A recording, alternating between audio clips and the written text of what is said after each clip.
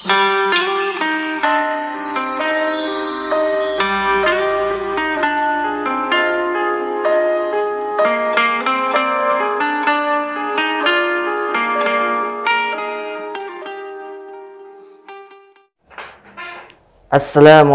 warahmatullahi wabarakatuh.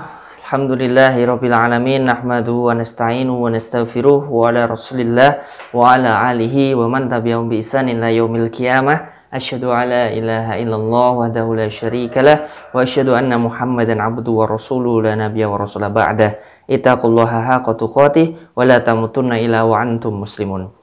Alhamdulillah, segala puji bagi Allah, salam dan salawat kepada junjungan kita Nabi Allah Nabi Muhammad sallallahu alaihi wasallam serta seluruh keluarga, sahabat dan pengikutnya, dan semoga kita termasuk golongan orang-orang yang kelak mendapatkan syafaat beliau di yaumil akhir. Amin. Para jemaah yang dirahmati Allah Subhanahu wa taala, hari ini kita ingin sedikit membahas mengenai kenapa kok Nabi itu atau akhlaknya Nabi itu begitu disukai ya. Jadi kan Nabi sebelum jadi Nabi pun itu disukai oleh banyak orang ya. Dia terkenal soft, sidik, amanah, fatonah, tablik dan lain sebagainya. Sifat-sifat yang baik itu sebelumnya jadi Nabi pun sudah melekat pada diri beliau. Nah di sini materi kita hari ini adalah kenapa akhlak Nabi ini kok begitu disukai ya.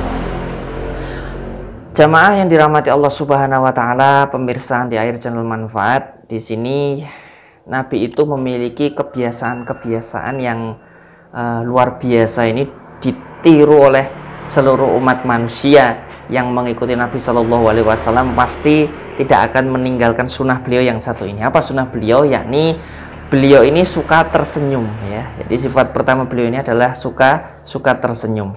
Nah, Nabi Shallallahu Alaihi Wasallam ketika bertemu dengan sahabatnya, beliau ini pastilah menyapa dengan senyuman, kemudian menjabat tangannya, dan bahkan beliau ini tidak melepas sampai sahabat yang dijabati itu yang melepas duluan. Jadi Nabi itu kalau salaman nggak sekedar assalamualaikum, assalamualaikum, tapi agak lama dipegang, kemudian beliau mengucapkan salam sambil tersenyum, kemudian minimal beliau menanyakan kabarnya, bagaimana kabarnya.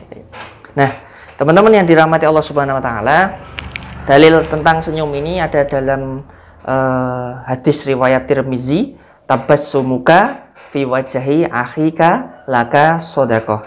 Senyummu di hadapan saudaramu itu adalah sodakoh. Jadi Nabi ini masya Allah suka senyum. Jadi senyumnya itu ya 2 cm kanan 2 cm kiri ya. Jadi jangan 2 cm kanan 2 cm kiri. Enggak senyum namanya, perot. Nah, senyumnya seperti ini. Jadi Nabi Muhammad itu suka tersenyum bila bertemu dengan orang lain, dan inilah yang menyebabkan Nabi itu disukai. Jadi bagaimana ketika kita tersenyum kepada orang lain tersebut, ternyata dalam Islam itu termasuk berpahala.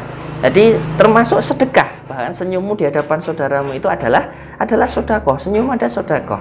Nah, kita kalau nggak bisa sedekah pakai duit, nggak bisa pakai harta, nggak bisa pakai yang ilmu atau yang lainnya, minimal ya senyumlah ketemu temannya. Ternyata itu sedekah. Dan insya Allah kalau senyum ini ya ikhlas lah insya Allah ya. Jadi kalau kita ini nggak bayar, kemudian harganya murah, hanya kita senyum aja kelihatan giginya, ataupun nggak harus kelihatan giginya, atau tersenyum saja, ini masya Allah sudah termasuk dalam wilayah yang sedekah.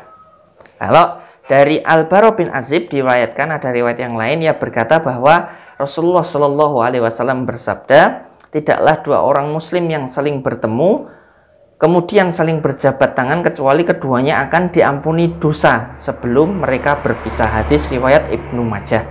Jadi ternyata kalau ada 2 orang muslim bertemu kemudian berjabat tangan, maka masya Allah keduanya ini sama Allah diampuni dosa-dosanya. Masya Allah. Jadi dosa-dosa kita ini diampuni dengan berjabat tangan. Maka jangan malu, jangan meremehkan hanya sekedar senyum dan salaman dan jabat tangan. Ya. Tapi meskipun berjabat tangan di sini Nabi melakukannya dan menggugurkan dosa, tapi nanti akan menjadi dosa dan tidak boleh kalau berjabat tangannya dengan yang bukan mahram atau wanita ya. Jadi wanita yang bukan mahramnya. Jadi dalilnya adalah secara lebih tegas Nabi Shallallahu Alaihi Wasallam mendeklarasikan diri bahwasanya sesungguhnya aku tidak mau berjabat tangan dengan kaum wanita. Hadis riwayat Turmuzi dan Nasai.